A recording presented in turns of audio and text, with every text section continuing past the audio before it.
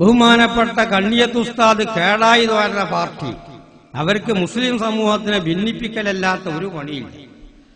Gulf നാടുകളിൽ പോയി അവിടെയുള്ള അറബികൾ ഇവിടുത്തെ വർത്താനവും ഇവിടെ ഉസ്താദന്മാർ പുറത്താക്കിയ കൂട്ടരാണ് ഇവരെന്ന് ഓലറിയില്ലോ.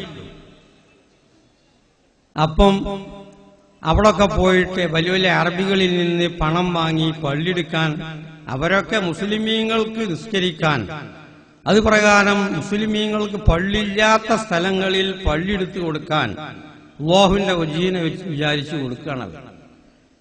അതൊക്കെ പാടെ വാങ്ങി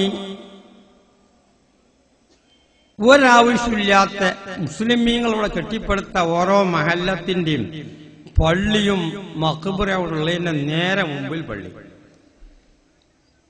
ഇങ്ങനെ മഹല്ലത്തുകളിൽ ഭിന്നിപ്പുകൾ ഉണ്ടാക്കി തീർത്തതിൽ വലിയൊരു പങ്ക് വഹിച്ചവരവരാണ്. ആവശ്യമില്ലാത്ത സ്ഥലത്ത് പള്ളി അയറ്റാണെങ്കിൽ കൊടുക്കുന്നത് ആവശ്യമുള്ളതാണ്.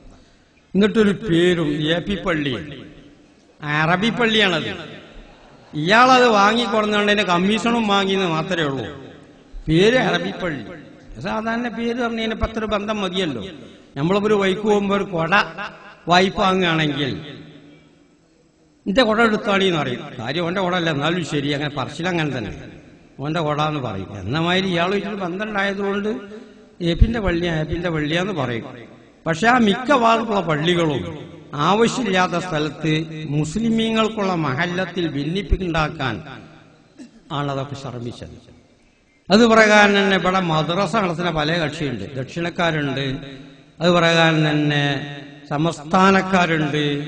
വലിയ അലമ്പൊന്നുമില്ല. അങ്ങനെ ഓല മദ്രസയിൽ ഓല് നടക്കണ്, നമ്മളെ മദ്രസയിൽ നമ്മളും നടക്കണ്. ഇവര് മദ്രസ പിടിച്ചാനായിട്ട് അങ്ങനെ കുഴപ്പം പിത്തനെയൊക്കെ ഉണ്ടാക്കിയിട്ട് ഓരിയക്കലും, ഒരു സ്ഥാപനത്തിന് വഖഫ് ചെയ്യപ്പെട്ടതായിരിക്കുന്ന വസ്തു അല്ലെങ്കിൽ അതിന്റെ സ്ഥലം എങ്ങനെ ഓരിയൊക്കെ ശരിയാത്തില്